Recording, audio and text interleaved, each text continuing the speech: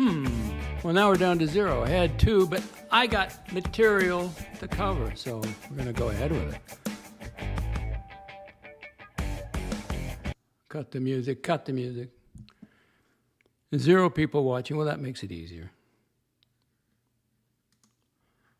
Ladies and gentlemen, good morning, good afternoon, good evening, wherever you are in the world. Welcome to DOXX Report. The retired, 72 years of age, peptide therapy-free, senior citizen receiving Social Security payments. In addition, a MAGA member, and proud of it. Live a holistic, mind, body, spirit type of life, fitness lifestyle, embracing spirituality, 100% all in, and keeping my mind right. I broadcast from Frank. Del Boca Vista? Yes. Thank you, Frank. That would be Central Florida. This is my personal YouTube channel, vlog, citizen journalism account, and my generalized social online platform. Welcome. Thank you for joining me, or in the future, or viewing. And thank you for keeping it civil. Well, we had 2 viewers. They're gone. So, well, you know what? I got stuff to cover, so I'll do it like my X. Oh, I got some great stuff up on the X account. In fact, I'll do a little promo right now for it. Let me take you over to the X account, since nobody's here. Let's see. Share screen, share screen. Now, I've injured myself. I have a lower back injury. I twisted my back. So I want to get all the help I can, and there's one way to do it.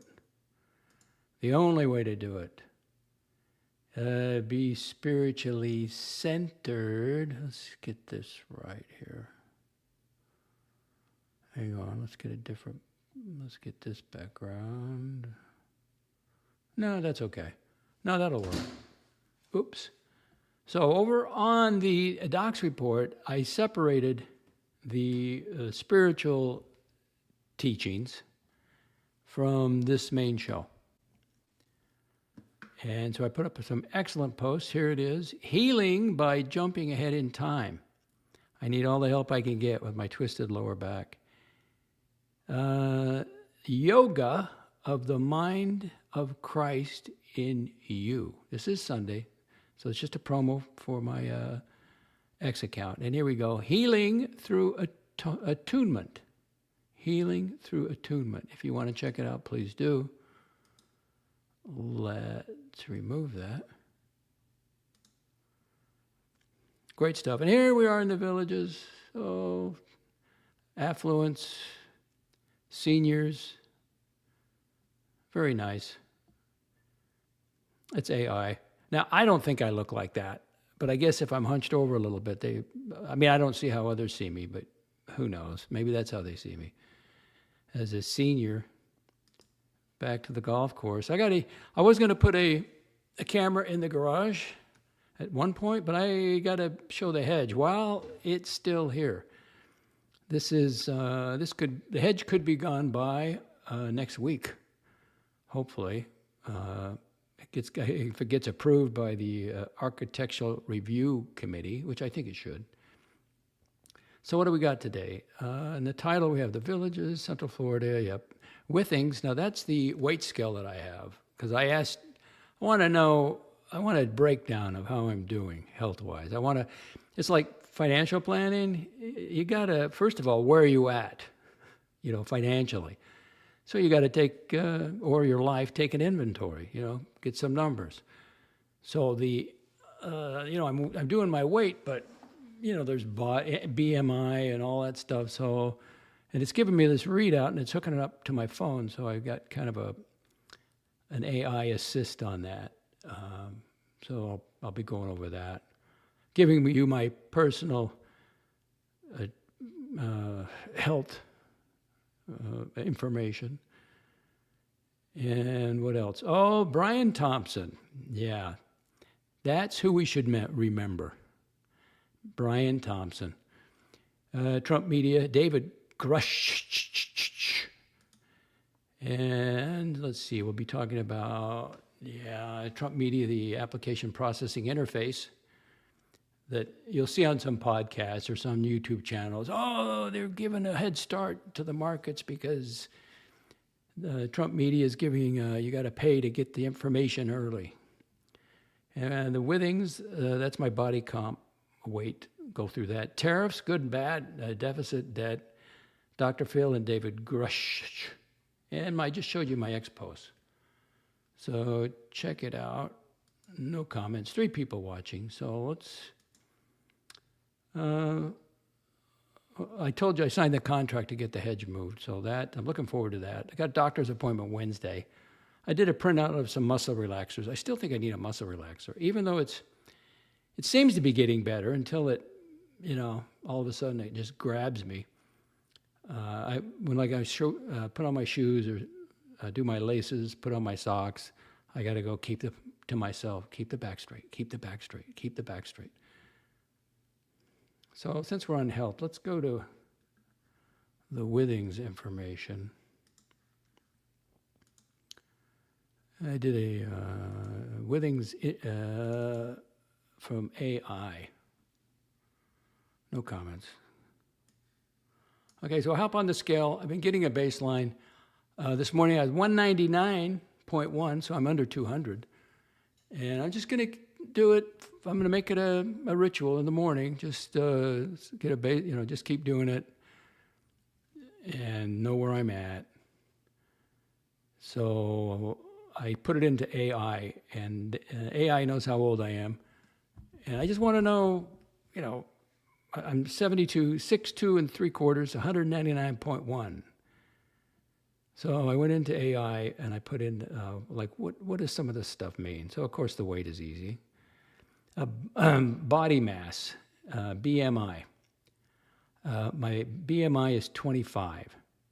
A BMI compares weight with height. Your calculated BMI is about 25.05, essentially right at the conventional boundary between normal and overweight. So I'm a couple more pounds, so at 202 I was overweight. Okay, I can agree with that, actually. When I look in the mirror, look sideways. That's okay. It's like a financial, you got to know where you're at. So, all right, that's where I'm at. It's not where I'm going to end up, though. I'm going to take it down. Because you carry a substantial amount of muscle, BMI can make you appear slightly heavier than your actual fat level would suggest. In your case, my individual case, body composition is more informative than BMI alone. Muscle, I thought it was bad because, anyway, I'll give it to you. Muscle, 75.4%. Withings, that's the scale, estimates muscle using bioelectrical impedance. At your current weight, 75.4% corresponds to approximately 150.1 pounds of muscle mass. This is one of the more valuable metrics of an older adult because preserving muscle, well, you don't want to lose that with the peptides, right? Peptide therapy. Preserving muscle relates to strength, mobility, balance, glucose metabolism, keeping your blood sugar down, and maintaining independence. Yeah, life without independence is not worth living, is it? The best use is monitoring whether muscle percentage mass remains stable over months rather than focusing on day-to-day fluctuations. Body fat, 20.6%. Approximately 41 pounds of your body weight is essentially fat mass. Uh-oh. For a 72-year-old, this does not strike me as an unusual high body reading. More importantly, you have a favorable combination of sustained muscle mass with moderate body fat. Smart scale body fat measurements can move several percentage points depending on hydration, recent exercise, meals, and time of day. So follow the trend under similar weighing conditions. Yeah, morning, push the water, defecate, get on the scale. I did that today, in fact. We got any comments? What's going on? No comments. Still 3 people hanging there. Thank you. What else? Oh, then the basal metabolic rate. Today it was 2,058 kilocalories per day. BMR, basal metabolic rate, estimates how many calories your body uses in roughly 24 hours, simply maintaining essential functions, brain, heart, lungs, temperature regulations, tissues, before exercise and ordinary activity are added. Withings includes BMR as a metabolic body composition metric. Your 2,058 calories is not your daily calorie requirement. Your actual total daily energy expenditure will be higher once walking, exercise, digestion, normal activity are included. Yeah, after I weighed myself, I hopped in my car, went up, got some fuel, stopped by Wawa. Now this is a great story. So I walk in, they know me, and I say hello. And I always pay for first I get the coffee cup and go scan it and I pay for it because I don't want to spill it. I don't want to be one of those geezers in there spilling coffee or causing a mess. So then after I pay for it, I go get the coffee, and the lady cook behind there, I hear, "Good morning." She's looking right at me. I poke up. I said, "Good morning." I said, "No burrito." She just started laughing because that's always what I order. I mean, it's a great, sensible food. I mean, it's great energy. You got all your amino acids. You got the pulled pork. You got protein, scrambled eggs, some cheese, salsa, pepper. It's delicious. 3 people hanging in there. All right. It also it gave me my metabolic age. This compares your estimated metabolism / body composition with typical values at different chronological ages. A metabolic age below 72 would generally be interpreted favorably, because that's all it does. It just gives you an age when you get on the scale. Above 72, the algorithm considers your metabolic profile more typical of an older population. I don't want to be in the typical older population. I would give this metric less importance than actual muscle mass, body fat, activity, blood pressure, fitness, and cardiovascular measures because metabolic age is an algorithm wellness estimate rather than a clinical diagnosis. Okay, but it gave it to me as 72, which is my age. Heart rate. Today, when I got on the scale, it was 61 beats per minute. My average is 64 beats per minute. Okay, yeah, this is my pulse while the scale is taking its cardiovascular measurement. A resting standing rate in the low 60s can be completely compatible with good cardiovascular conditioning, particularly in someone who exercises regularly. Well, 4 days a week, 8 hours total. The meaningful feature is whether your usual heart rate remains relatively stable. Yeah, it does. A persistent, unexplained increase from your personal baseline is generally more informative than one isolated reading. All right, daily steps. I don't want to go through that. Nerve response score, 67. This measures how the nerves controlling the sweat glands in the soles of your feet respond to a small electrical stimulus. Withings, that's the scale I have, the Withings body comp, describes the U.S. nerve response score as a wellness measurement of pseudomotor sympathetic nervous system function, not a standalone neurological diagnosis. Your 67 should primarily be interpreted according to the Withings app classification, normal versus low, and it's trending over time, rather than assuming that 67 means 67% nerve health. Yeah, okay, just a number. And again, the vascular age gave me 72. This does not predict your absolute cardiovascular disease risk. Since you're actually 72 and your vascular age is 72, the scale is essentially saying that your arterial characteristics are approximately what it expects for your chronological age. A vascular age meaningfully below 72 would be especially favorable. Persistently above your age would merit more attention to blood pressure, cholesterol, exercise, smoking status, glucose, and other cardiovascular risk factors. Okay, then it gave me your current snapshot. I put the figures in there. Of all these, it gave me, I got my age, my height, weight, BMI, muscle, body fat, heart rate, BMR, nerve response, vascular age. Of all these measurements, I would put the greatest practical value for you on maintaining muscle mass. keeping body fat from turning upward, maintaining your low resting rate heart, and watching whether vascular age stays at or below your chronological age. The individual daily readings matter less than the 3-month 6 trend, which I don't have yet. So I put it on a weekly trend. One additional point. Your BMI of 25.05 looks less concerning when viewed alongside 75.4% muscle and 20.6% fat. For someone with significant muscle mass, BMI alone can be misleading. And there you have it, ChatGPT. 7 people watching. Where did you come from? So I'll put in the comments if you're interested in this scale. Would I give it a good review? Well, so far, it's really easy to set up with your home Wi-Fi. It takes 4 AAA batteries. So it's a Withings body, did I say body comp? Body comp, there it is. Because you got to do an inventory, right? I mean, you don't know what your health is. I mean, you just don't put it off and say, well, I'll take care of it when I get, problems. And it may be too late, especially as you age. You got to nip it in the bud, as Barney Fife would say. And I want to know. So there you go. Thank you, Mega Value. What? The association would never approve of that. Hang on. Maybe I'll give you credit for that. Hang on. This may be a little loud. Let me know. I can adjust it. Mega Value customer, replace your hedge with a 15-foot tall statue of President Trump. Use gold-colored paint to make it look even better.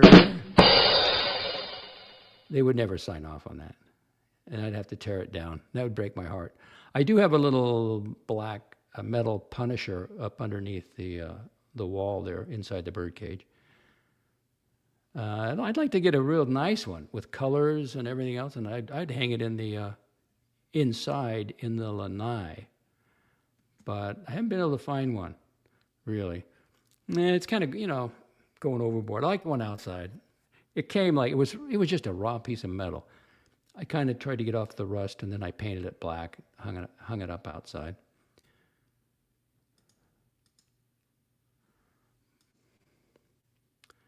Pasta rainy. Oh man, it's raining in Pennsylvania. I got to compliment you on your first appearance over on the Horology Dungeon. You going after Eddie, because Eddie was attacking the viewership. You don't do that. If you want people to send you money, you don't attack them, Eddie. So he came on and he just went after him. It was hilarious. But leave it at that. I mean, don't overdo it. Okay. I mean, you had a good run there. I mean, I recommended it. One of the other streams. Yeah, it was pouring here on Friday, a great rain. Medium heavy, but it was steady and it was great. No rain yesterday, and I don't think we're going to get any today. So it's the way it is. Although the rain was welcome. All right, get rid of Withings body comp. I've done that. Yeah, if you're a senior, you should be watching that stuff. Your muscle mass is really important for your glucose and everything else. I don't know if that peptide therapy removes muscle mass. That's terrible if it does. Okay, do we want to do... let's get the politicals. I don't have that much political stuff. Got a little UAP stuff. Dr. Phil and David Rush. Let's see. We can go over that. Hang on. Let's see, what do I need here?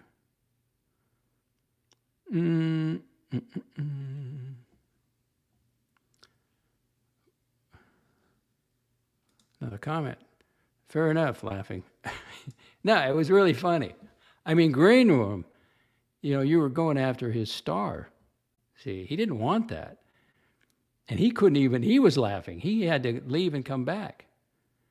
He wanted to put that fire out, but it was gold. See, there's real tough guys, and there's wannabe tough guys on YouTube. And when they meet, it's not going to be pretty, because the wannabe is just not believable. You got to be careful. You got to be genuine. And I'm not a tough guy. believe me. I mean, I got a temper, but I'm not there's no way I'm a tough guy. Let's go to, Stephen L. Well, I don't call it I do rehab, which is supervised exercise, but I don't need anybody to supervise me, so I'm just doing it. But I can't do I'm doing the stretching, which really helps, but I don't want to aggravate it. I want to push it a little bit, but not, in a healing type of way. So I really spend a lot of time on the stretching, and the hardest one, believe it or not, is just getting, let's read this. Hi, docs, are you still able to do some exercise in there? Yes, some. But can I do my routine? No. Can I do leg raises and do sit-ups? I'm not even going to try it yet. But the hardest one is when I first get there and I get down on all fours and I just start moving my pelvic area around. Oh, that's it. I almost want to cry. And then the tricky part, I have to get on my back. And then, first after I do that, then I'm on all fours and I try to look behind me, left and right. That's okay. And then I get down like I'm praying. I bend my knees and I get my stomach on the floor. That's okay. But then I have to turn over, and then I have some exercise, specifically. Like I put the foot behind on the other side of the knee and I twist back and forth. I mean, just hold it there. And that's okay. But then I have to get on my back and then lift my knee up, and then I grab down by my ankle, and I have to pull my leg as far back as I can. The right is okay, but the left, And then I get on the treadmill. I can only do the treadmill and the bicycle. And then I do a final stretch, a little bit of stretching, and go home. But, I do a lot of talking now, talk to people. I still get, I get to work. I mean, it's a rehab. I got to take my time, and I see the doctor Wednesday. You serious? I don't know if I believe you, Pavel. Today's Withings body scan, 85.4% muscle. Wow, that's great. How old are you? Are you 72? I don't think so. That's great. You got to maintain it, though. You have to maintain it.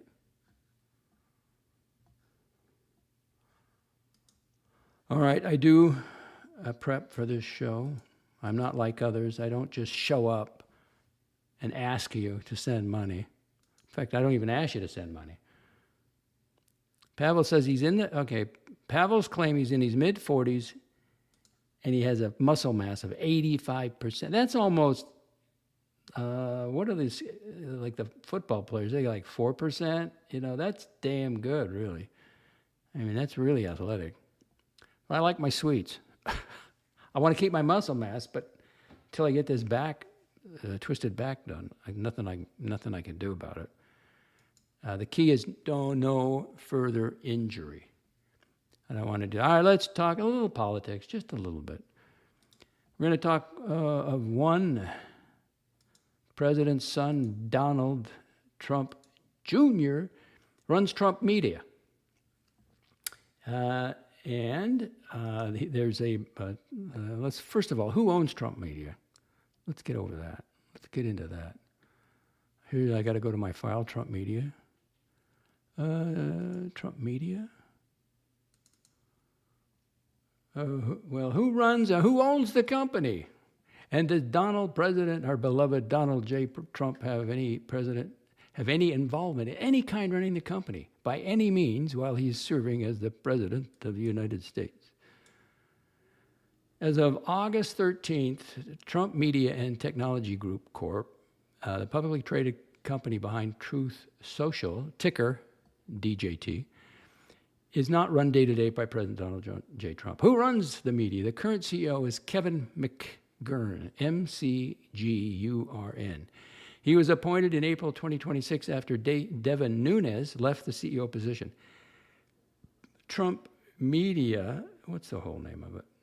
Trump Media and Technology Group, TMTG, in their May 2026 security filing, identifies McGurn as its chief executive officer and principal executive officer. The chairman of the board is one Boris Epstein, EPSHTEYN. He became chairman effective April 30th, 2026. The Trump Media Technology Group also identifies Boris as a senior counsel and senior advisor to President Trump.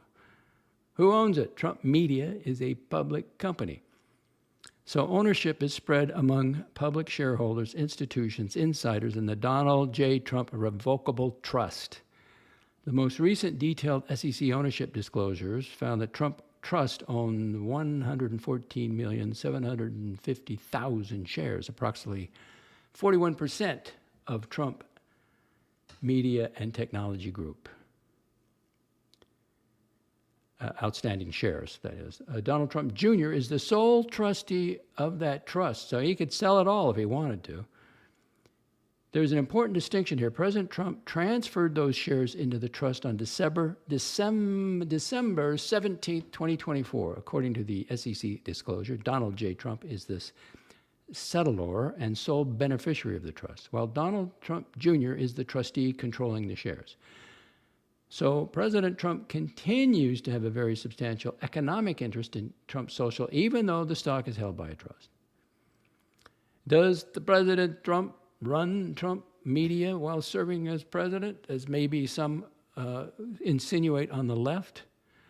Based on the company's current SEC disclosures, no evidence indicates that President Trump serves as CEO, chairman, director, officer, or employee of Trump Media Technology Group, or that he manages it ordinary day-to-day corporate operation. Of course not. He's got too much on the plate as it is.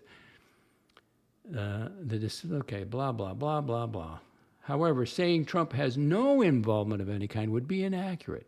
He maintains several significant connections to the company. Economic interest. He is the sole beneficiary of the trust, holding roughly 41% of the Trump Media Technology Group. He's also a true social user, his personal account and activity. And that's why it's in the news, because of he uses that. And people are alleging unfair advantage to those with money. And I'll get into that. His personal account and activity remains enormously important to the platform. It wouldn't exist without him. Well, it would exist, but it wouldn't be as popular as it is. Trump Media and Technology Group filings explicitly discuss President Trump's continued use of Truth Social, name and likeness. Trump Media and Technology Group has continued license agreement covering Trump's name and likeness. The SEC filing says uses or modifications of his name or likeness are subject to his prior approval. And the quality of products or services marketing using them is subject to his control. Yeah, if Donald Trump Jr. was screwing around, he could stop it. But he quite likes his son. I think they get along. You know, he trusts his son, I guess. Contractual rights. Trump has certain rights under the license agreement, including circumstances in which he can terminate it. Family control of the shares. Donald Trump Jr., rather than President Trump, is the sole trustee controlling the Trump Trust's Trump Media Technology Group shares. All right, so let's put it, the accurate way to put it is this, according to AI, which may or not, you may or may not like. Donald Trump, President, well, wait, did he say Junior? No. President Donald Trump does not appear to be running Trump Media operationally while president. Kevin McGurn runs the company, and Boris, I'll spell the last name, EPSHTEYN, Epstein, chairs its board. But Trump remains deeply economically connected to Trump Media Technology Group. As the sole beneficiary of the trust owning about 41% of the company, he retains contractual influence concerning use of his name, likeness, and certain aspects of Truth Social. That distinction between running the company and having a financial contractual influence over it is important. Okay. I hope we've cleared that up. Now, why am I making a big deal of that? Because the one percenter, there is a true one percenter that talks to me at the fitness center. If you don't know what that is, that's someone that has great net worth. It has to be over 13.9. But he He didn't have that, but if you add in his property, his homes that he owns, and then he's definitely a 1%, 1%er. While your humble DOXX reporter is only a 10%er. All right, so he came up, running up to me, and he said, I don't think that's fair. I don't think that's right. What do you think? It's not fair. It's not right, is it? I go, what are you talking about? I said, first of all, where did you get this? He goes, Bloomberg. I said, you listen to Bloomberg business news? They're not going to give you all the facts. They just give you the headlines.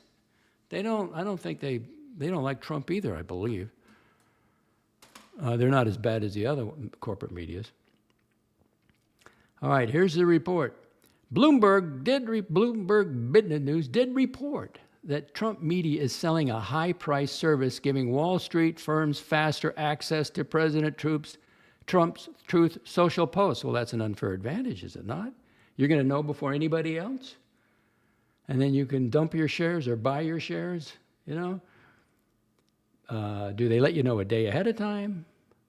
Hours before? What's the deal? Bloomberg's August 12th report says that more than 10 customers, mostly high-speed trading firms, have signed up for the Truth application processing interface, a subscription feed designed to deliver Trump's posts extremely quickly. You smell an unfair advantage? Some will tell you that. I've got a comment. Dodger, good evening from the UK, Doc. Oh, you're in the UK? Be careful. Be careful. A lot of crime over there. Nice for checking in.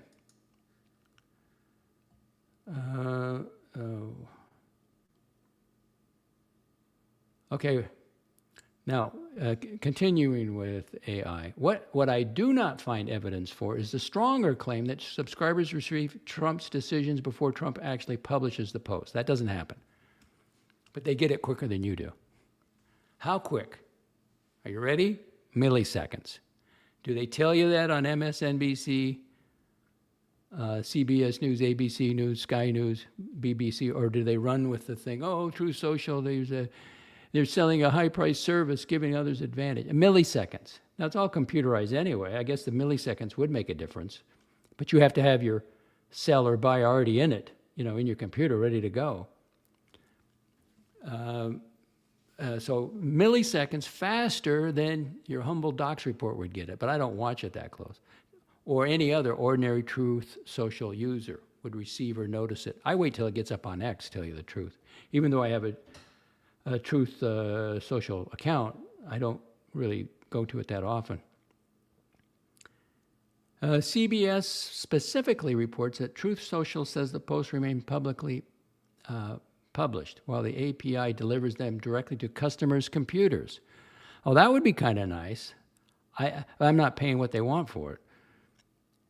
Could wait till they tell you the price. All right, so this goes on. So it's milliseconds ahead of time. I can't make a decision in a day sometimes, or a week. How am I going to make a decision in milliseconds? Potentially letting automated traders' systems act before ordinary users see the posts in their feeds by milliseconds.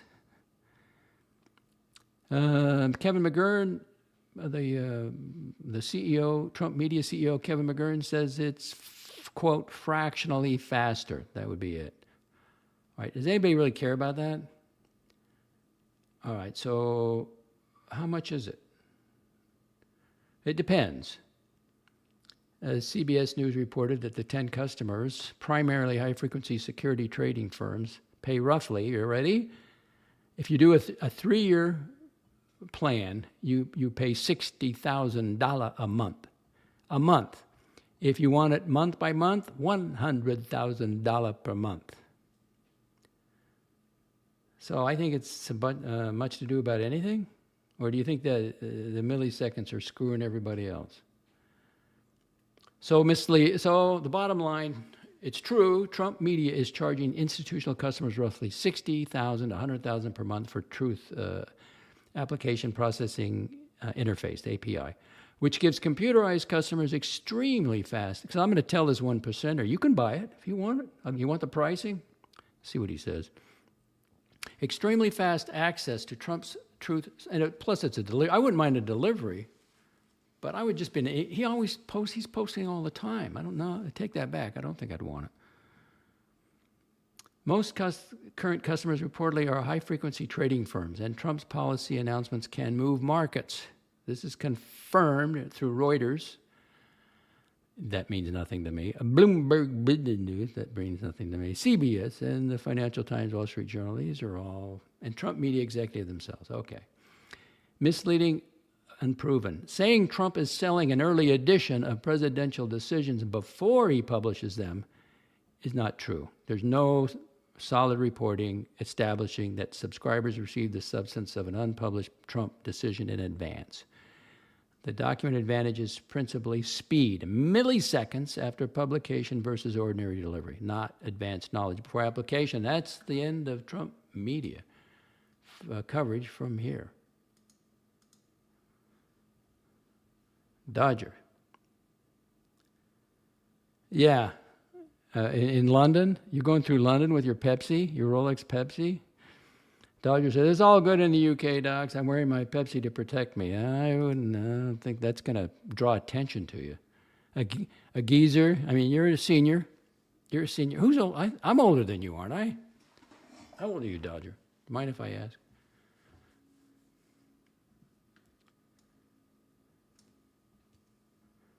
I'm older than almost, I'm older than anybody except the guy with Timmy, who wears dresses, and he likes the color purple. What's his name? I always blank it because I don't like thinking about him. Like you want to draw attention to yourself. You want a nice watch, that's one thing, but to put on a dress, what's his name? And he stands on his head. He's with the Tim Wright and Friends. Give me his name, somebody. I'll continue with the show. So Trump media went through that. So I can chuck that. What else have we got with political connotations here? Katz. Thank you, Pavel. Yeah, Katz. What's his first name? Something Katz. And you can catch him over on Tim Wright and Friends. Daniel Katz. Thank you, Stephen L. See, there's a lot of people watching this stuff. And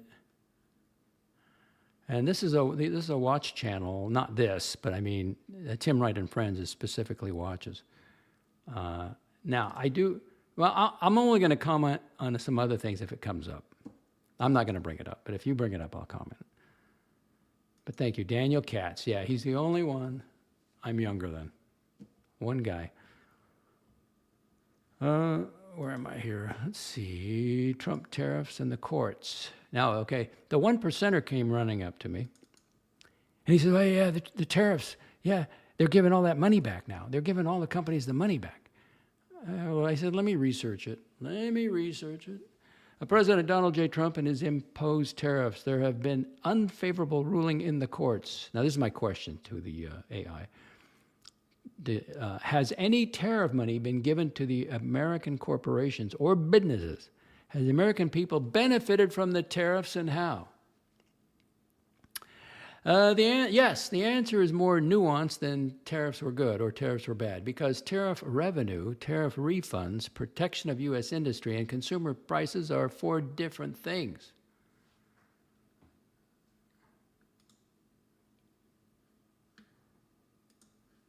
Just checking something here. What happened in the courts?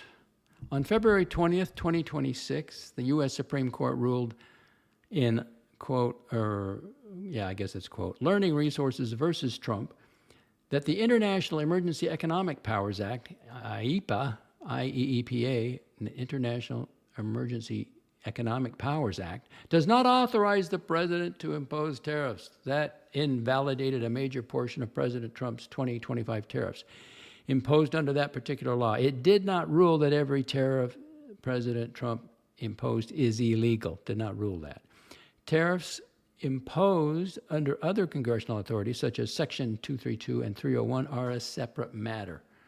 The Trump administration has subsequently turned to other statutory tariff authorities. Treasury Secretary Scott Bessent Said the administration intended to use Section 122, 232, and 301 to replace much of the tariff structure struck down by the High Court.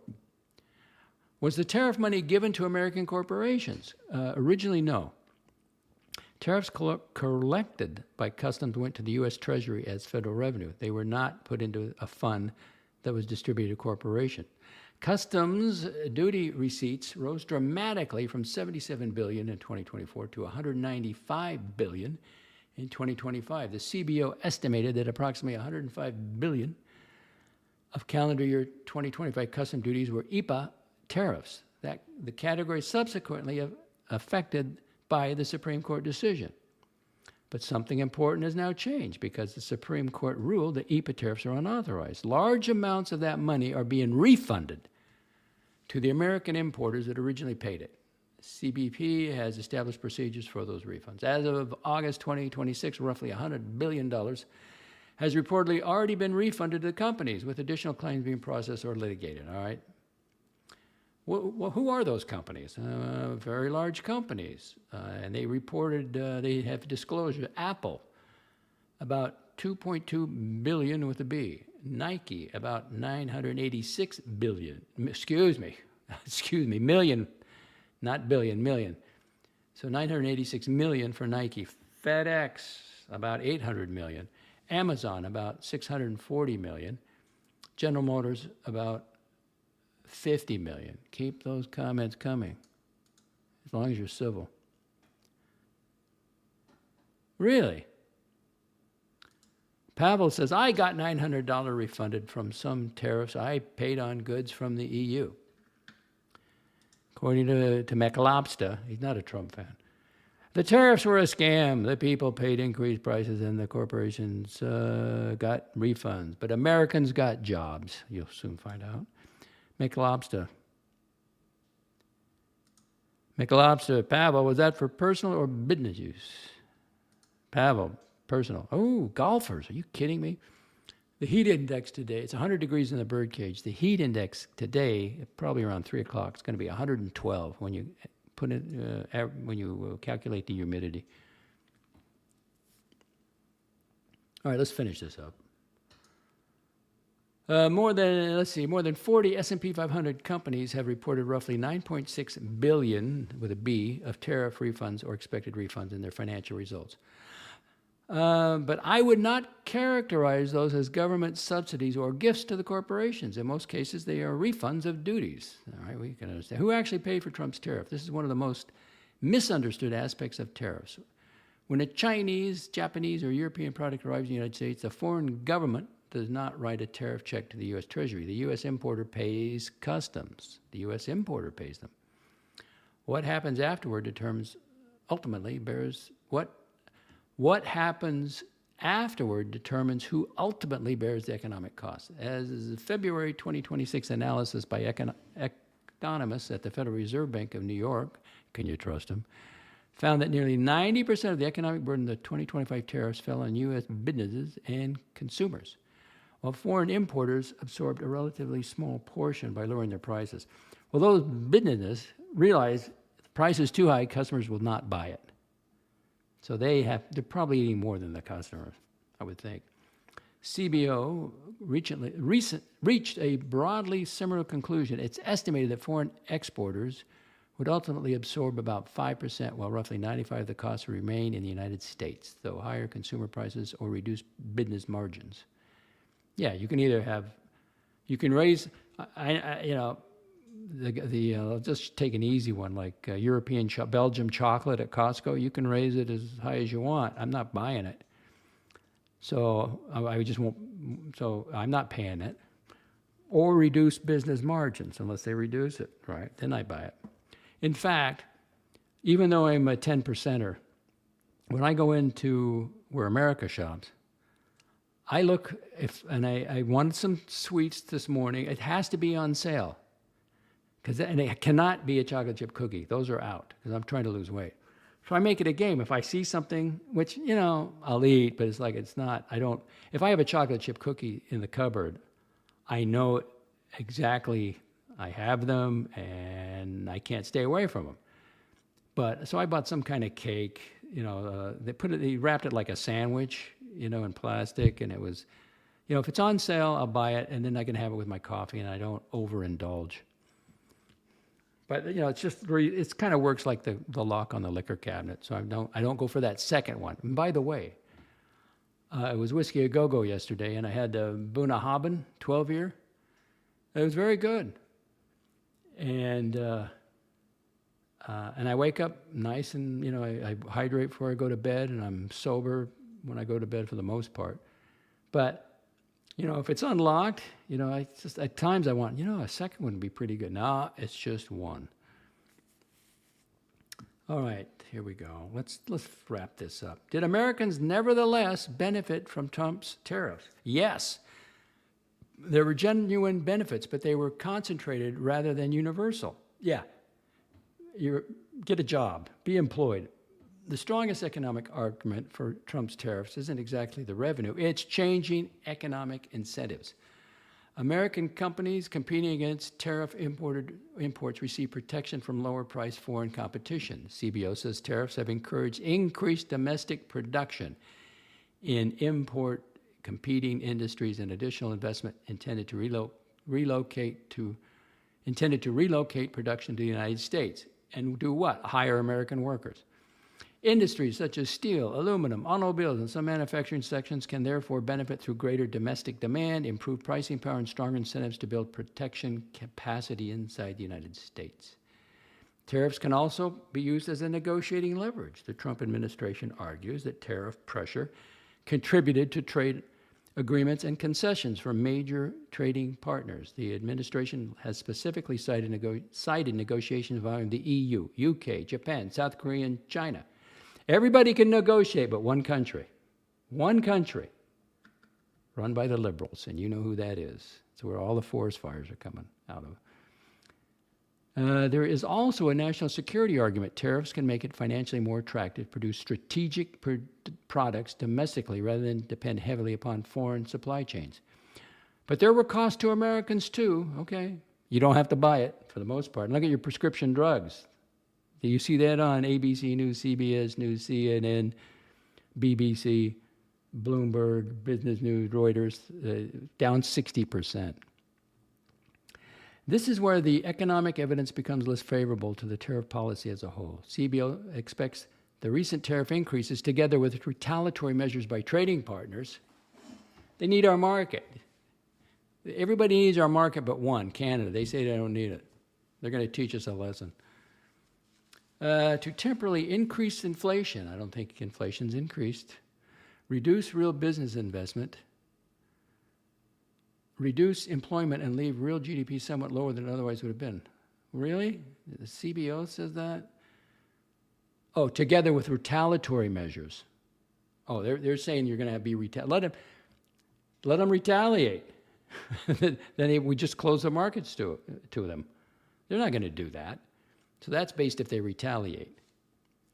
Those effects coexist with the blah, blah, blah. In other words, U.S. steel producer might benefit from production while an American manufacturer that uses imported steel as an input could fight, build in America. All right, that's as far as I want to take this. I probably took it too far. And there you go, the tariff. Comment. Because they're opening plants here. What do you mean, how? All these companies are moving over here to produce goods. Sir, they're going to put their business over here. That's how they get jobs from the tariffs. They want to set up plants. Come on, McLobster.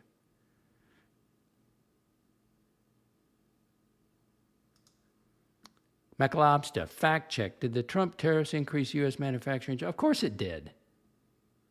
It will increase manufacturing, but they've got to employ Americans somehow, some way. Econofact. Yeah. Well, if you don't want to believe it, that's one thing. If I get time, remind me. I'll put it through Chat GPT. But, I mean, that's just a common sense one, I think. All right, Trump media, tariffs, good and bad. Get rid of that. Let's just touch on the deficit and debt. That's always popular. It's only popular when the Republican's in office. Never when a Democrat. They never talk about high deficits or debt when a Democrat's in office. But when you got Trump in there, oh, they hate that Trump. Oh, they hate him. So let me give you a graphic here.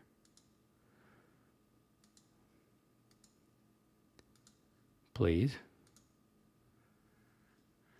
And listen, I'm not an economist, but so how have the United States deficits and United States debt fared under President Donald J. Trump? Short time in office. Can you explain the difference, national debt deficits and national debt? As of August 2026, the simple verdict is the federal deficit remains extremely large and the national debt has continued to rise substantially during President Trump's second term.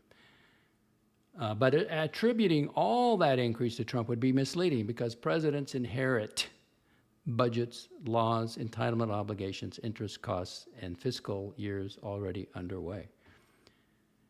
The federal deficit is the annual shortfall. National debt is the accumulated amount owed. And you can look at the chart there. We're always going to have some debt, you know, unless we get crazy about it. The gross federal debt has increased by approximately $3.7 trillion. Of course, when they collect taxes, that's $2 trillion. So roughly 10% since Trump returned to office. It's something to work. Listen, I have faith in Scott Bessent. You grow the economy, you can take care of this. And I don't want to read you all this. I'll send it to you if you want it. And there's the numbers you can put in perspective, if you can see it. But you know what? If you're not working and you don't have money, you've got bigger problems than what the debt is, or the national deficit. That's not going to help you if you're not working.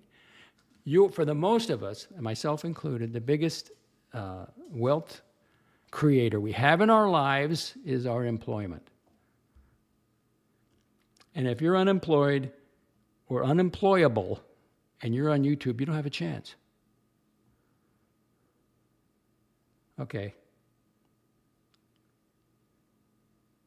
That's about as much as I want to cover that. I'm not that passionate about. The only debt that I'm passionate about is my own. And I don't have debt. So I paid off the house. I'm going to pay off the hedge to get it replaced. You know, I can write a check now. I'm in a great position. So let's go Dr. Phil and David Grusch, whistleblower. Now, if you don't really up to speed on the UAPs and the aliens, I would recommend Dr. Phil YouTube channel when he had David Grusch on. Dr. Phil, you know, he's a hard one. He's a trained psychologist, I believe, a professional, expert psychologist in human behavior and all this stuff. But he gives a good overview of the whole debate of disclosure. And he's got his own views on it, but I thought it was pretty good. I watched the entire thing. I got to be careful with Dr. Phil, because if I start using clips, he'll nail me. And I just got a copyright taken off, so I don't want to get any. But there's a link in the description. You can go watch it with David Grusch. And Dr. Phil has a conversation with him. I don't, you know, I was going to say grills him or interrogates him, but it really wasn't. It was a good conversation. But I learned some things, and I follow it maybe closer than a lot of you. But I don't run I don't dedicate this channel to UAPs, but I do have an interest in it. So I did hear some interesting things. So I do have a transcript here. Let's see. So here we go. He was asked directly. Dr. Phil asked him directly, are there craft that didn't originate on this planet? Are we talking multiple craft? In other words, true alien craft. They did not originate on the planet. And David Grusch, who he's credentialed, he's an Air Force is it Air Force, what do they call the Air Force Intelligence Inspector General, decorated veteran, and he's the whistleblower. He said, yeah, Dr. Phil, are we talking 5, 6, 25, 50? What are we talking about? In other words, how many craft? David Grusch, under 100. Now, this is just us, not the world. I mean, Russia's got them. China has them. South Korea's got one, but don't tell anybody.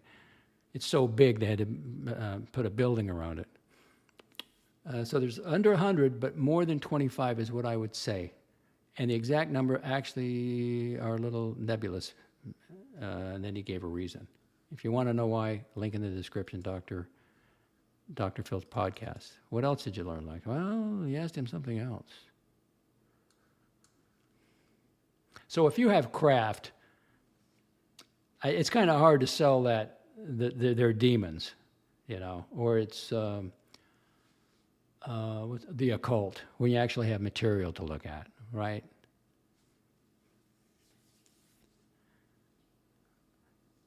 So let's see. So he goes on. It says, it's really hard to get an exact number, but certainly we've recovered several. So a dozen vehicles over the last year, dozen vehicles over the last, 8, 9 decades. Just America. And Dr. Phil asks, all right, is there a homogeneity among those that suggest that they're all coming from the same place? Are they similar or different? David Grusch. There's a lot. Yeah, there's a lot of vehicle types. Uh-oh. You have the disc, you have the sunfish, boot hill looking thing, you have boomerangs, you have crescent moon looking craft, you have tic tacs, you have egg looking craft as well. Certainly, it's very hard to deduce origin because it's not like we know exactly what point in space or time these things came from. But different types of pilots, if you will, different types of crafts, some similarities in operation and in technology. Interesting. I perked up when I heard that. Finally, Dr. Phil asks, have any of these pilots or occupants of these craft, alien craft, to your knowledge, been taken alive? Dead or alive, David Grusch? Yes, he says, I know people who have had direct interactions in a detainment situation. Use your imagination. You got an alien there in handcuffs or what?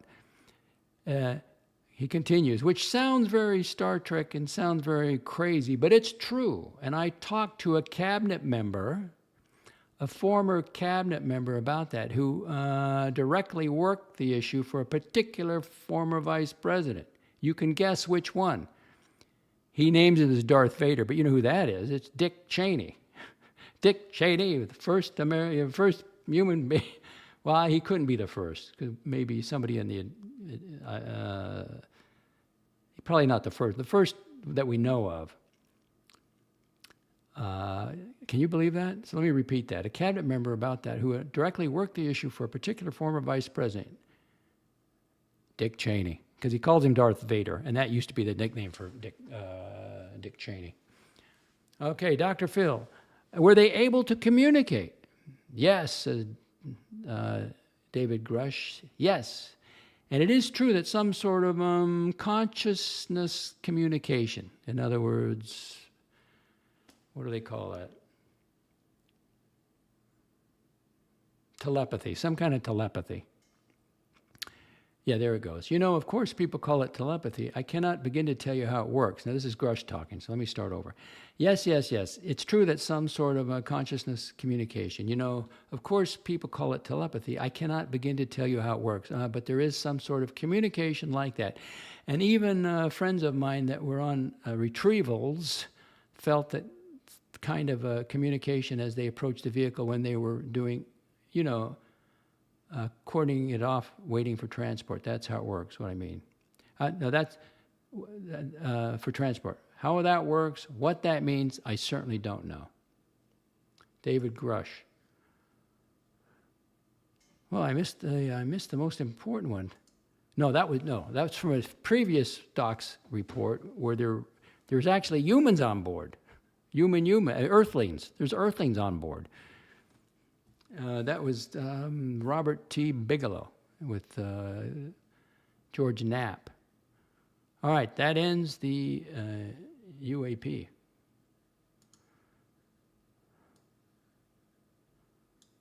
So let's get rid of that. And these other two topics I won't discuss unless it comes up. Did I lose everybody? Oh, we got 8 people. Oh, well, why do I have the debt up there? I apologize for that. We don't need that up here. Okay, let's get into first, Brian Thompson. Anybody know Brian Thompson? There he is, starting life. Let me tell you about Brian Thompson, okay? Family man, 2 boys. Let's do a little bio on Brian Thompson. His whole life ahead of him. Young man, ambitious. Brian Robert Thompson. Let's see, 74. Let's see, so 74.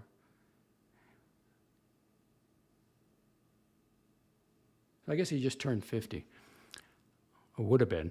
Was an Iowa-born accountant and health insurance executive who ultimately became the CEO of United Healthcare. Yes, this is the murder victim in New York.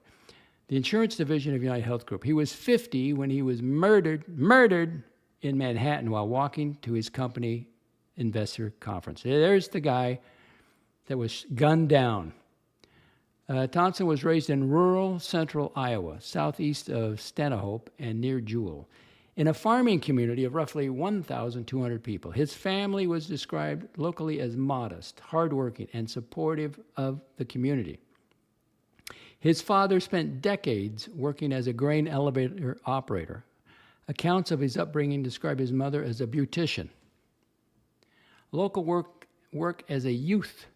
Accounts from people familiar with his Iowa background say Thompson did ordinary rural summer work, including working in soybean fields and meat processing facilities. That detail is less extensively documented in his later career, but it is consistent across published remembrance of his farm country upbringing. School community life. He attended South Hamilton High School in Jewell. Graduating in 1993, he was class valedictorian and homecoming king and participated in school activities including basketball and trombone. Childhood friends recalled him as intelligent, friendly, and ambitious while describing the Thompson family as active supporters of the local community. College. Thompson attended the University of Iowa, earning a bachelor's degree in business administration, accounting in 1997. Remarkably, he was again valedictorian of his graduating class and received several academic honors. Early professional employment. After college, he became a certified public accountant and spent nearly 7 years with PricewaterhouseCoopers, PwC, working in audit and transaction advisory services and advancing to manager. United Healthcare career. He joined United Healthcare Group in 2004 and spent roughly 20 years there. You don't get hired directly as a CEO. He spent 20 years there, advancing through financial and operational leadership positions. He eventually ran United Healthcare, Medicare and retirement, and community and state businesses, becoming CEO of United Healthcare in 2024. So he joined in 2004 and he became CEO in 2021. Personal life.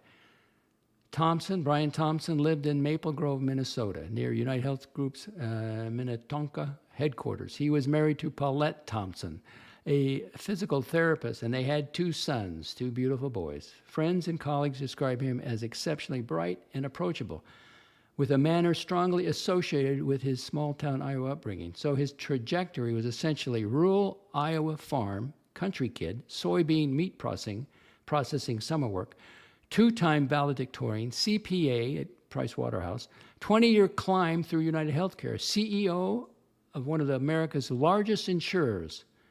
All right? But he was a target for the crazies.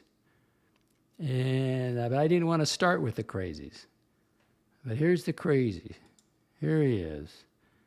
Yeah, there he is. His name is Luigi Mangione. And from this point on, I will call him Linguini. There he is. Mr. Linguini. He's a creep. He's a murderer. An absolute creep. So let's give you his little bio, huh? We'll see what he's done with his opportunities in life. First, let's go to the court. Let's go to the court. As of August 15, 2026, Linguini has 3 separate criminal proceedings, but yesterday's federal guilty plea substantially changed the landscape. This is a review, an overview of the court. Federal case, Southern District of New York. The case is now essentially resolved except for sentencing. Yeah, because they took the death penalty off the thing. They couldn't do that. I wish you would have done this in Florida. On August 14, 2026, Linguini appeared before U.S. District Judge Margaret Garnett and pleaded guilty to 2 federal stalking counts connected to Brian Thompson's death. In entering the plea, he admitted that he stalked Thompson and fatally shot him in Manhattan. Earlier in 2026, Judge Garnett had dismissed the federal murder firearms counts that could have supported the death penalty, eliminating capital punishment from the federal case. The remaining stalking offenses nevertheless carry potential sentences of life imprisonment. The federal trial has been scheduled for January 2027 and is therefore canceled by the guilty plea. Next federal proceeding, sentencing. Now, there was no plea deal. There was no plea deal. He got what he wanted. He knew he could have possibly faced the death sentence, but he's not going to get that, so he didn't care. So he just pled guilty. Next federal proceeding, sentencing is scheduled for December 18, 2026. Federal prosecutors are seeking life imprisonment.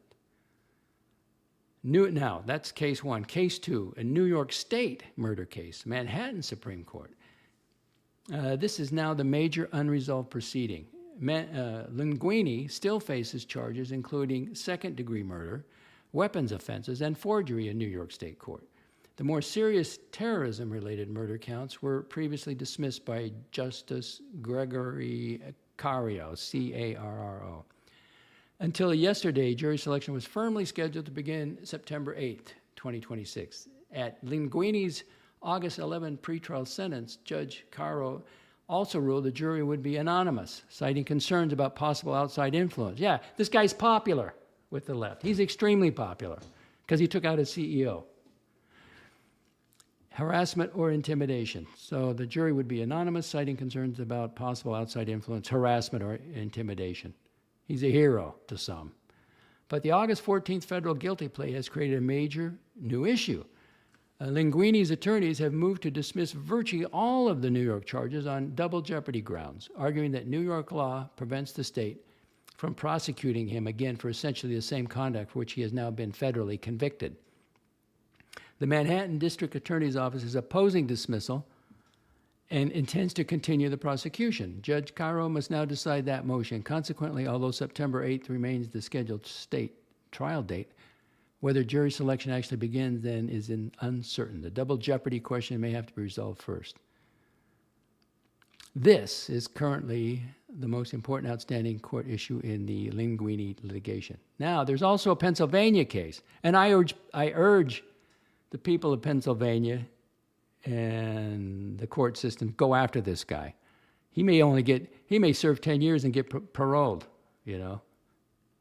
Go after him.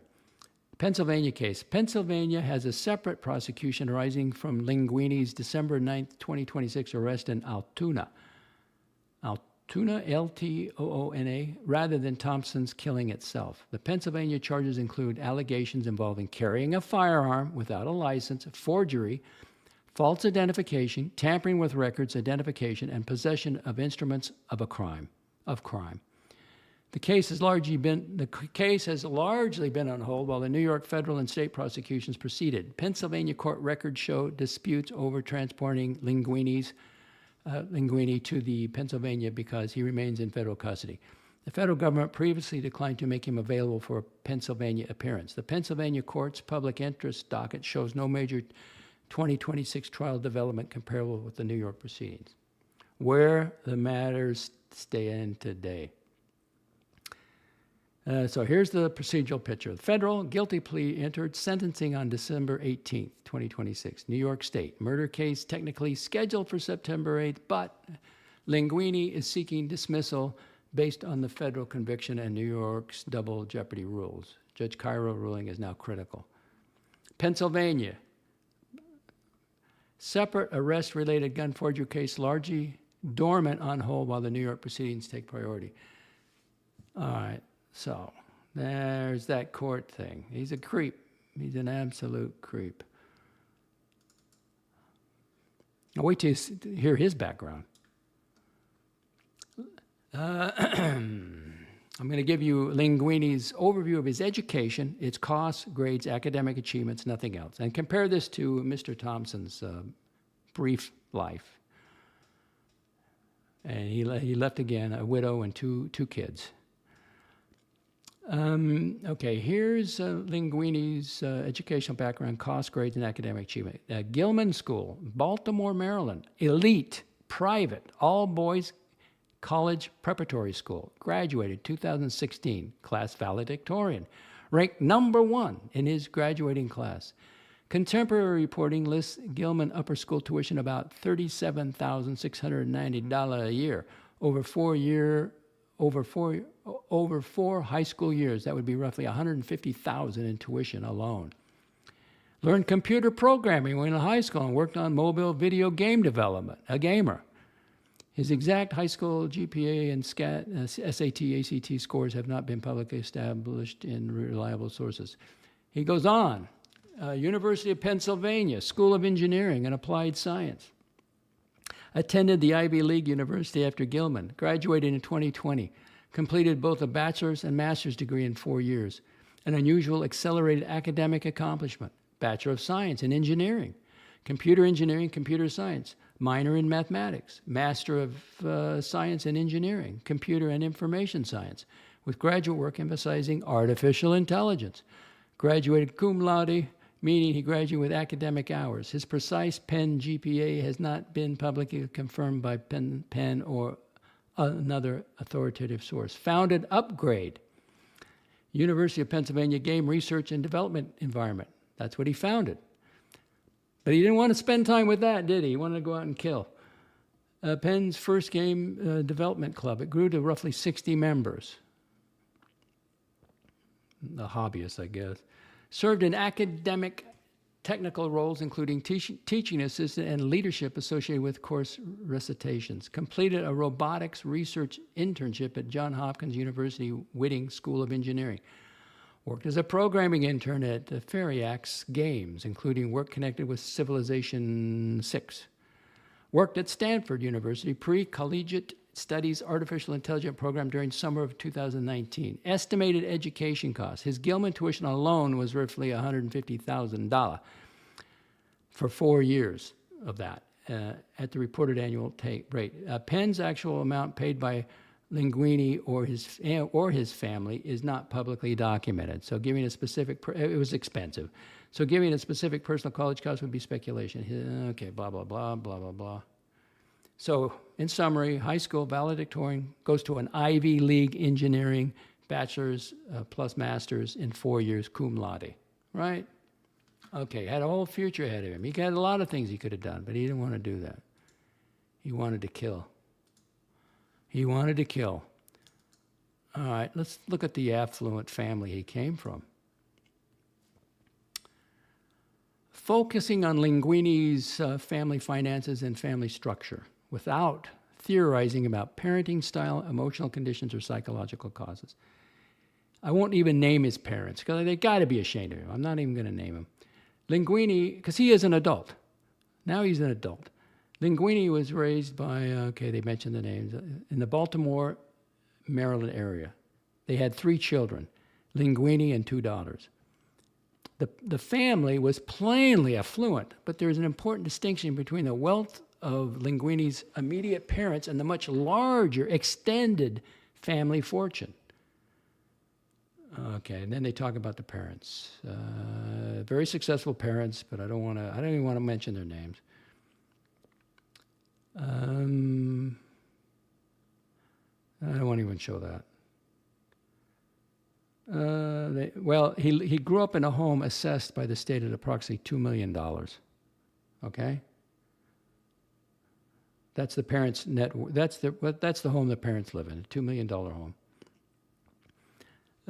More importantly, Linguini's his dad's wealth is connected to substantial family businesses.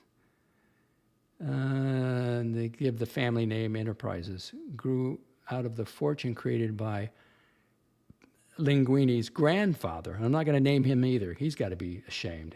He's passed away.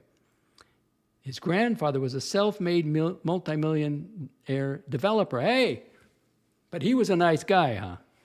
He was a nice guy, and Brian wasn't. Brian Thompson wasn't a nice guy. He's a self-made man. He went into business, into the insurance company. But your own grandfather was a multimillionaire developer. But he was okay. You didn't want to harm him, huh? His holdings over the years included real estate, and I'm not going to mention that, country clubs, hotel resorts, other properties. Okay, blah, blah, blah. So I'm not going to... So his parents were multimillionaire level affluent. We can at least say that much. Don't know how much. The larger family fortune was much greater. Linguini's paternal grandmother died in 2023. Reports based on her estimated documents put the estate at least approximately $30 million. All right, so some reporting suggested it could have even been higher, approaching 100 million, but the 30 million plus figures considerably better substantiated. All right. Came from money. All right, well, let's talk about Linguini's childhood standard of living. He wasn't in the meat processing plant. He wasn't in the soybean field. He grew up with, the financial evidence indicates that Linguini grew up with substantial economic advantages. His family lived in an expensive Baltimore area home. His father participated in a prosperous family healthcare, real estate, hospitality enterprise. And of course, we mentioned earlier, Linguini attended the Gilman School, an elite private school in Baltimore and the University of Pennsylvania. In his Gilman valedictorian speech, Linguini, he explicitly acknowledged the significant financial investment parents were making in sending students there. Yeah, and look how he turned out. Gunned down a guy on the street, a guy with a wife and 2 kids. Gunned him down, stalked him, gunned him down. All that money on this guy's, on Linguini's education. Let's see, the family's businesses were not merely passive inherited, were not passively, as you can tell, I'm worked up with this creep. And if you say anything, you better, if I look at those comments, I'll boot you immediately. So really think if you want to leave the comments up there. I haven't looked at them yet. The family's businesses were not merely passive inherited investments. Family members continued operating nursing homes, resorts, and country clubs. The family's prominence in Baltimore extended across business and philanthropy. There you go. I don't have to go into this. Let's see. He was born, now this is ChatGPT. He was born into a very wealthy, business-owning Baltimore family. What, nobody else can make some money? A Linguini? Okay, I don't want that. All right, that's it. Do I dare even look at the I don't even want to look at the comments yet. I'm going to finish with this guy. And I've done extensive research because I just want to know. He's a creep. He's an absolute creep. I want his complete employment record. Number 1, Uproar Studios, co-founder, lead programmer, Baltimore Baltimore, Maryland area from 2014 to 2016, so 2 years. Uproar Studios, co-founder, lead programmer. Linguini co-founded Uproar Studios, a small mobile game app development venture while still in high school. Contemporary profiles describe him as a co-founder and lead programmer, developing iOS mobile games. Technically, he reports that his tech work began in 2014 with Uproar. This appears to have been a small entrepreneurial startup operation rather than conventional salary employment. No, he's too special to be just to get a job. No, he's too special. His GitHub profile also indicates, all right, there we go. 2, Johns Hopkins University, Whiting School of Engineering, robotics, research intern. Baltimore, Maryland, during his late high school, early college period. Linguini held a robotics research internship at Johns Hopkins Whiting School of Engineering. Multiple sources, including Time and Technical.ly, independently report the internship. 3, Firaxis, Firaxis Games, user interface programming intern, Sparks Hunt Valley, Maryland, May 2016 to August 2017. So he just barely made it over a year. This is one of his better documented early technical jobs. Linguini worked for Firaxis Games, developer of the Civilization franchise, as a UI programmer intern. His professional profile listed the period of May 2016. I just told you that. All right. 4, University of Pennsylvania, teaching assistant, January 18 to May 2019. Okay, so, all right. Stanford University, pre-collegiate studies, head counselor. This guy was a counselor. AI teaching role. Stanford, California, from May 2019 to September 2019. He didn't like that. So he worked for what? Maybe 6 months, 5 months? Stanford itself confirmed that Linguini was employed as a head counselor in its pre-collegiate study programs from May to September. May, June, July, August, September, 5 months. This is therefore one of the most firmly confirmed jobs in his record. Didn't last long. His duties reportedly combined residential supervision with teaching. His blah, blah, blah, teaching artificial intelligence. Described him as designing lesson plans and teaching artificial intelligence to gifted high school students. Wow. Okay, now he gets a real job. All that background, all that family money, all that education, where does he work? TrueCar Incorporated, data engineer. TrueCar, T-R-U-E, CAR, C-A-R, Incorporated. Remote, TrueCar, California. 3 years, 2020 to November 2020 to, back to 2023. After graduating from Penn, Linguini's principal full-time professional job was with TrueCar, the online automotive marketplace. That's where he ended up, 3 years. Okay, enough of that. All right, so that's his employment. After TrueCar, I find, and it's 2023, I found no credible public evidence of another regular employer between his departure from TrueCar in 2023 and December 2024. Didn't want to work. He wants to game. All right, let's continue. I guess maybe I should look at the comments.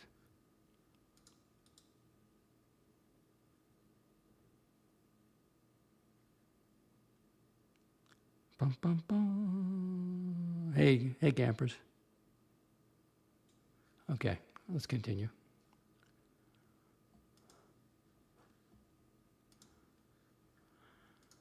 Now, I was really curious about the firearm that Linguini used.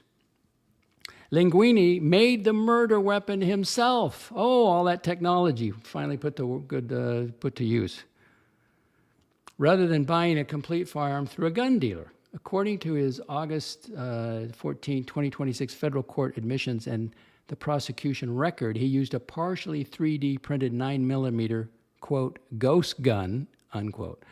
The firearm incorporated a 3D printed receiver frame combined with conventional metal firearm components. Authorities also recovered a suppressor with the weapon when he was arrested in Altoona, E-L-T-O-O-N-A, Altoona, Pennsylvania. Most importantly, regarding how he obtained it, Linguini admitted that the 3D printed weapon himself. Let me write that in. Let's see. He admitted that he 3D printed the weapon himself. Public reporting indicates that the complete gun was assembled from the printed component plus other firearm parts. It was not simply an entire working handgun produced by printer one piece. The public court record and reliable reporting that the Chat GPT reviewed do not establish a conventional gun store purchase of the murder weapon.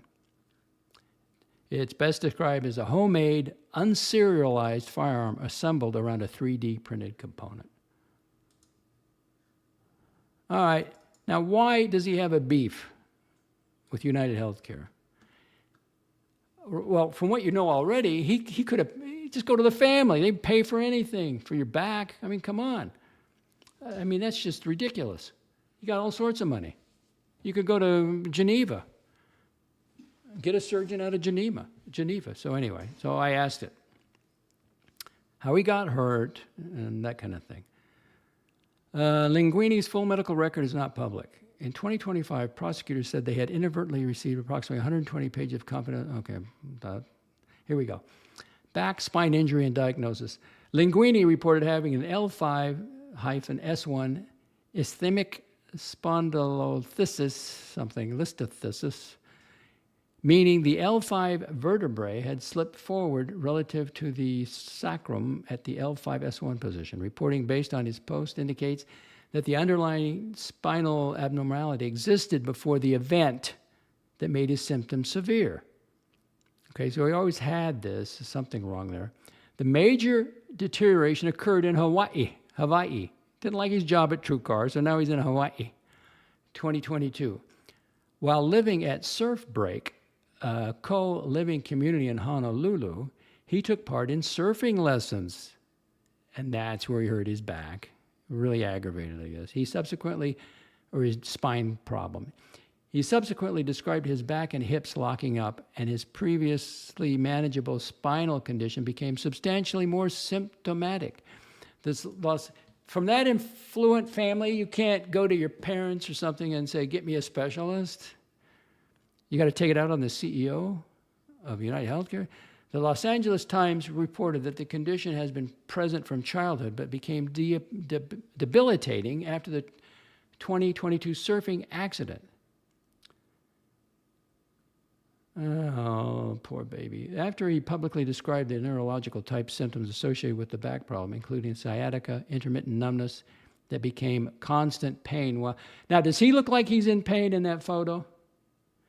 Any kind of pain? He's jumping around, yelling. You don't do that if it really bothers you, do you? So intermittent numbness and became constant pain while sitting, leg muscle twitching, and numbness tingling in the groin area. Linguini later wrote that he had undergone about 1.5 years of unsuccessful conservative treatment before surgery. All right, now let's get to the spine surgery. Approximately late July or early August 2023, Linguini underwent an L5-S1 spinal fusion. His own subsequent Reddit post identified the operation specifically as an L5-S1 spinal fusion. An X-ray image associated with his social media account showed spinal instrumentation, including screws and connecting hardware in the lower lumbar spine. His publicly reported post-operative statements described the surgery as, ready for it, successful surgery. He said that within approximately 7 days, he was taking no medication. And months afterward, continued recommending that people with significant this condition consider surgical options when conservative treatment has failed. There is no reliable public evidence of another spine surgery before or after that fusion. And then they give some publicly reported physical health problems. I guess it's public record, so I can repeat it here. Irritable bowel syndrome, severe restless or fragmented sleep, brain fog, cognitive symptoms. During college, he repeatedly discussed severe brain fog that interfered with his academic performance. He was valedictorian in high school. Well, this is college, I guess. AP reported that in 2018 he contemplated leaving college because of brain fog and poor sleep. Lyme disease. What else? Visual disturbances, visual snow. Later reporting has linked Linguini to online descriptions of visual snow-type symptoms, unlike his L5S1 diagnosis. However, publicly available sources do not establish a documented neurologist confirmed. Okay, medications. His postoperative spinal fusion post said he was taking no pain meds. It was successful. Approximately 7 days after his surgery, no pain medication. There is some documentation of trazodone that he says he took for sleep. Troubling boy. Okay, mental health history. The public documented record is unusually limited. Friends, acquaintances later described the prolonged back problem as affecting Linguini emotionally. A spokesperson for the Hawaii co-living community characterized him as experienced depression associated with the chronic pain. Well, he had the surgery. It's all gone. And its effect on relationships. But that was an acquaintance description, rather, okay. In June 2026, his attorneys briefly notified the New York court they intend to pursue a defense based on extreme emotional disturbance. They don't have to now. There's no death penalty. The defense withdrew the psychiatric defense the following day. Okay, blah, blah, blah. Most importantly, during his August 14, 2026 federal plea hearing, Linguini told the court that he had never been treated or hospitalized for a mental illness or addiction, and denied having, of course, they always deny they have a mental illness, interfering with the proceeding. The Medicaid, okay, blah, blah, blah. Okay. All right. So he had a spinal problem as a kid, exasperated while he was in Hawaii, had successful surgery. Well, what's the motive? What is the motive? Why did he do it? Why did he gun down a 50-year-old CEO who worked his way up the company, made it to CEO? A widow and two kids left behind. According to Linguini himself, on his August 14, 2026 federal guilty plea hearing, Linguini personally explained that he had suffered for years from a serious back injury. Oh, boo-hoo-hoo! You were treating it. What does the CEO of United Health have to do with it? And become frustrated with the health insurance system. The money, you couldn't afford the meds? What are you talking about? Does this hold up? I don't think this holds up at all.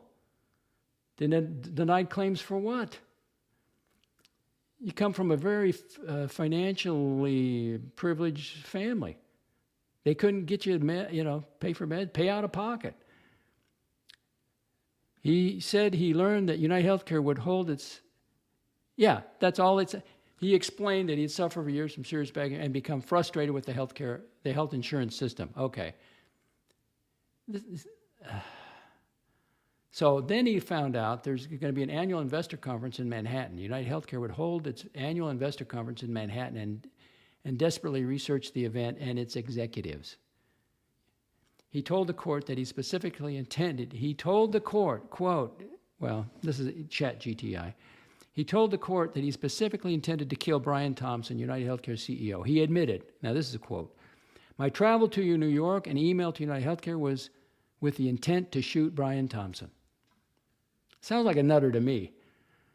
He then acknowledged that he shot Thompson and that Thompson died. He also stated that he knew what he was doing was illegal.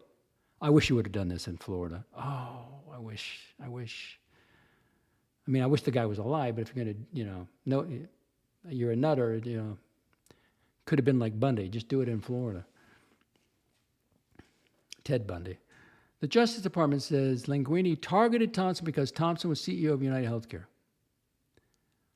Okay. His writings, manifesto. Police recovered a handwritten document and a notebook from Linguini after his December 9th, 2024 arrest. The short handwritten document attacked the American healthcare industry. That's the reason the left likes him. That's the reason he has supporters. They want nationalized healthcare like Canada. You want to be waiting in line in Canada? You want to go to UK for your healthcare? You want that kind of system? So that's the reason the left like this guy.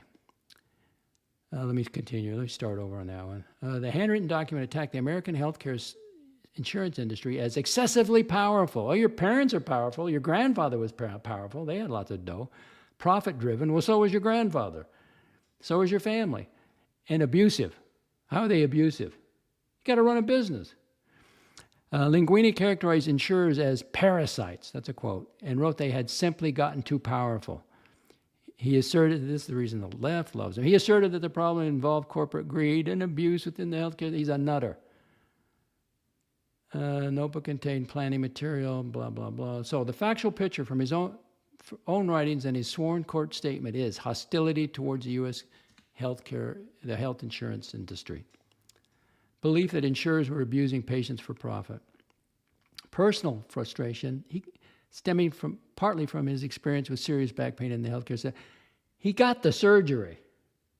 That he didn't want the surgery at the beginning, right? I mean, he was trying to do it without the surgery, and I understand that. But he got cured. Deliberate selection of United Healthcare. Deliberate targeting of CEO Brian Thompson. Planning, surveillance, okay. Did Linguini apologize to Brian Thompson or his wife and his widow or the Brian Thompson's family? That I can't find. They can't find anything about that. There is one important phrase in his handwritten document that sometimes gets described as an apology. Linguini wrote that he apologized for the strife or trauma, quote unquote, caused, but immediately followed that by saying it had to be done. It had to be done. He's a creep. He's a nutter. It had to be. Did it fix anything? Linguini, did it fix anything that you killed this guy? No, of course not. These CEOs got to have better security next time. He's a total creep.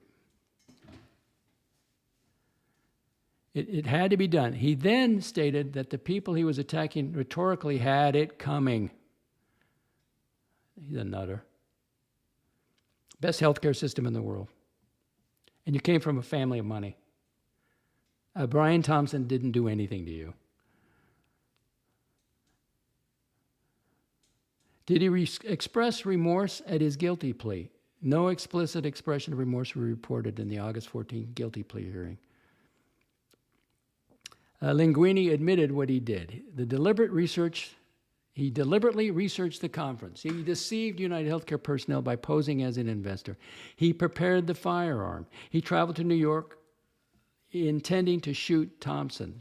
He shot Thompson. Knew the conduct was illegal, pleaded guilty. But the reported allocution contains no such statement as, any kind of sorry or apologize or nothing like that. Yeah, bottom line, I know what the bottom line is. I got my own thing on why he did this, but I'll keep it to myself. All right, there he is. There's Linguini, murderer. Creep, total creep. Gilden is here. Gampers is here. What did I do? Hour 40 minutes? To come from that kind of money, any school he wanted to go to, any education, and he got into gaming, and and surfing, and then he hurt himself. But you could dedicate your life to something else, but it wasn't. He had to go kill this guy. It's terrible. Terrible.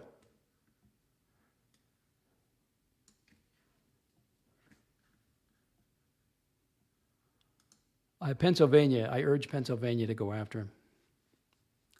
Because you don't know. In New York, we'll see what happens. Any comments? 7 people watching, 8 people watching.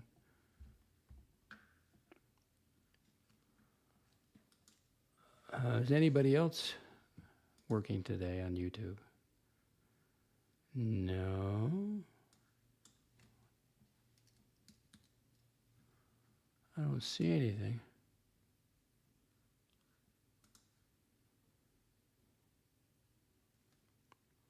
No, it was, all right, I got to calm down after that. I can't, oh, that guy upset me.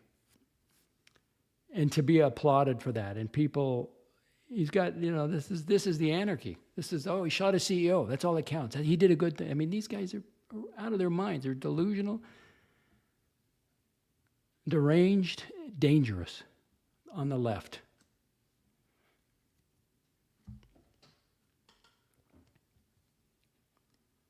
What's the heat index?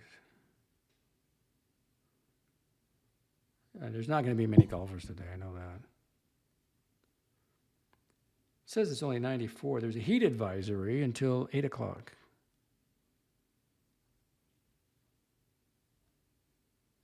Feels like 95. It's amazing what a little cloud cover will do.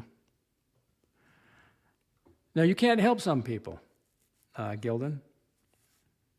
Who you mentioned there, nobody can help him get a job. He doesn't want to get a job. He's not interested in a job.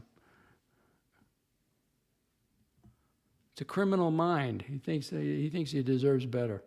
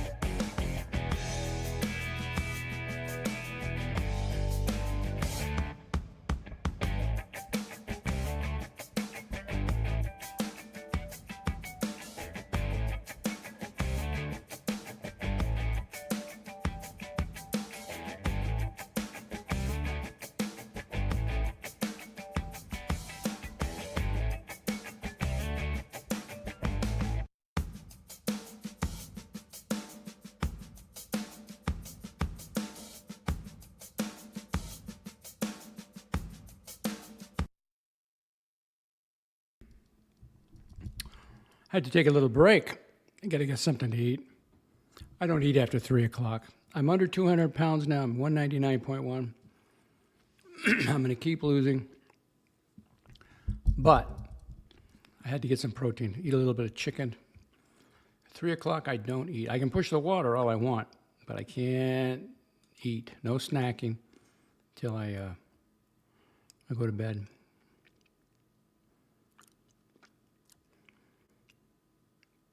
I'm always staring at the hedge. I got to say goodbye. I got to say goodbye to the hedge. Could be gone as next week. I'm going to take the day off, and I'm going to watch these guys do all the work. 4 guys. Oh, this guy, the contractor's got a Ford F-350. He's got like 4 of them. I said, well, how many guys are you going to put on? And he goes, 4. Very interesting. Tap on the shoulder. What did I miss? And how long have you been here staring at the... Well, 1 hour, 56 minutes. Covered a lot of ground. I do some prep. Oh, here we go. Okay. I'll talk about other stuff, but you're not bringing it up. But I mean, I don't mind. The Gabbers, Docs, please provide your extensive thoughts on the state of the holiday manual on the channel.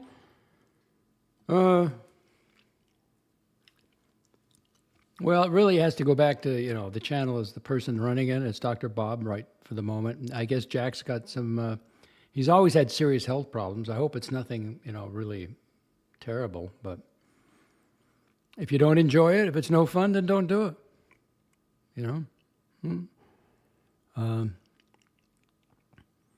I'd rather talk about, well, I don't want to bring it up. It's just another channel, but.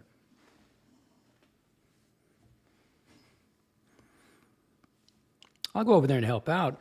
If I'm up like on a day, if I get up early and I'll go on there. I'll spend some time on there.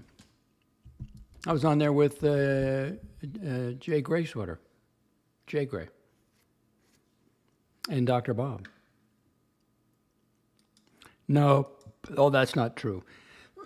You went on there. I do it for my own reasons. You went on the other night in a desperate attempt to save the show. What happens now? I'm not. No, I mean, if you don't enjoy, if you enjoy it, you do it anyway. But a lot of them, most of them are not making money. I think like Archie made $36 one time. I mean, they just closed the show early. I mean, I don't. You can get the views, but I don't know if you can make money. There's another narrative out there. Hold on, cough button. There's another narrative that somehow, I'm the sugar daddy, that he came to me asking. No, I went to him. I offered to help him because I knew, instead of relying on others, you get your own channel. But life happens, illnesses.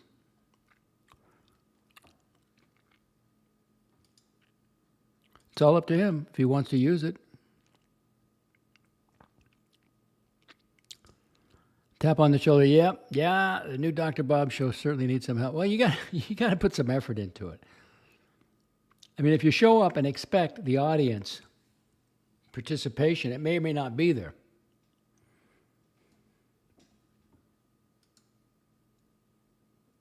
All right, see you later.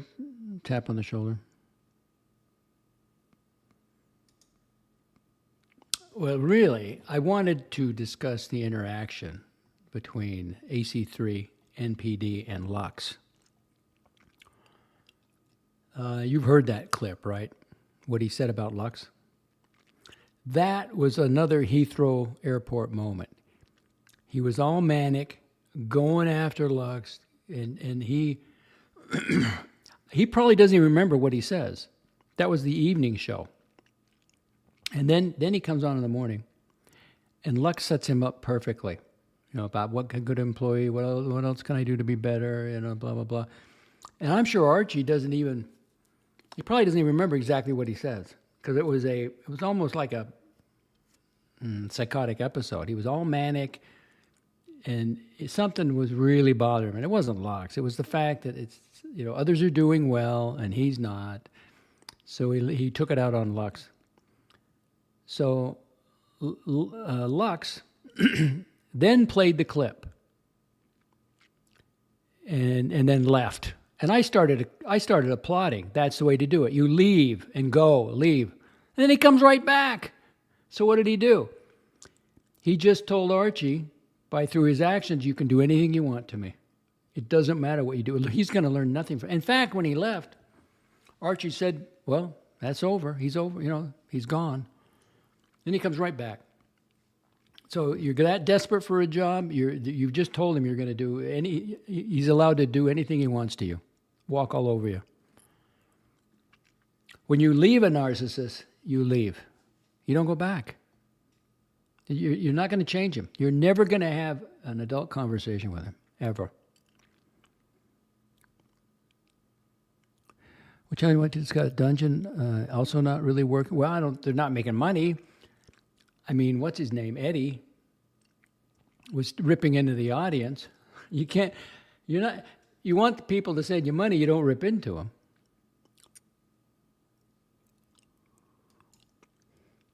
Gamper's Archie, the WTW saga has been hilarious. Fine performance by each.